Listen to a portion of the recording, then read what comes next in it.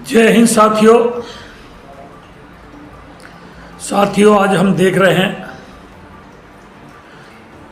9-10-11 में सन 2008 से 9 में जब यमुना एक्सप्रेसवे निकल रहा था तो वास्तव में किसानों की लड़ाई लड़ी गई थी। उसके बाद 9, 10, 11, 12, 13 तक जब 64.7% हुआ था, जिसके हम पे आज भी मुकदमे चल रहे हैं।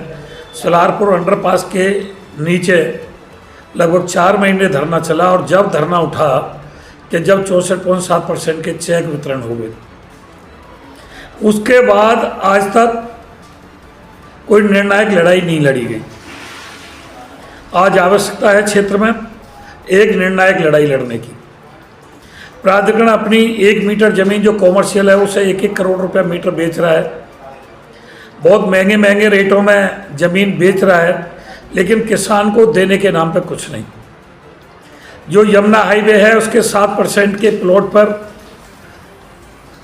यमुना विकास प्राधिकरण मौन धारण कर जाता है, जबकि पहले प्लॉट लग गए थे लिस्ट में।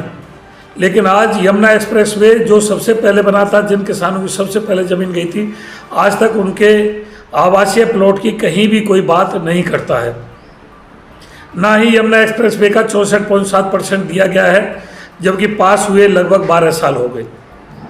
एक बार हाई कोर्ट ने शासनादेश नष्ट कर दिया था, तो भारतीय किसान यूनियन लोक शक्ति सुप्रीम कोर्ट गई और 64.7% को जीत करके आई।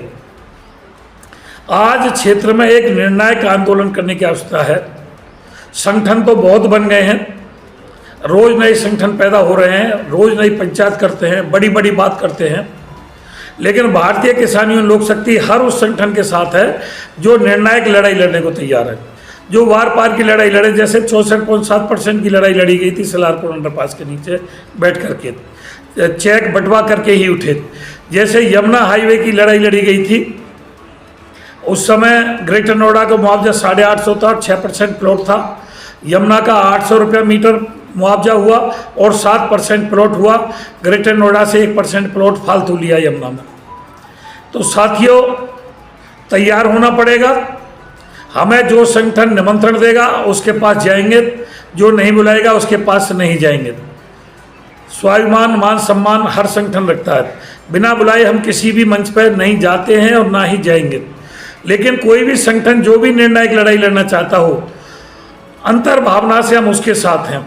जब किसान गौतम नगर के पुलिस प्रशासन ने मार करके, पीट करके जेल की सलाखों में बंद कर दिए, तनाइयों में रखा, जब भी भारतीय किसान लोक शक्ति भले ही एसकेएम का अंग था या नहीं था, लेकिन जब तक किसान बाहर नहीं आए हम भी चैन की नींद नहीं सोए। हमने वार पार का आंदोलन किया, हर रोज आंदोलन में रहते थे।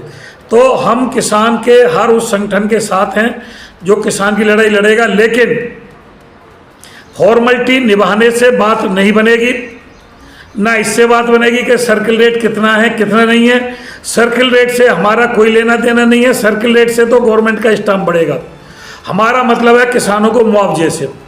किसानों को मुआवजा, ना जेवर एयरपोर्ट उचित मुआवजा दे पा रहा है और ना ही यमुना अथॉरिटी उचित मुआवजा दे पा रही है।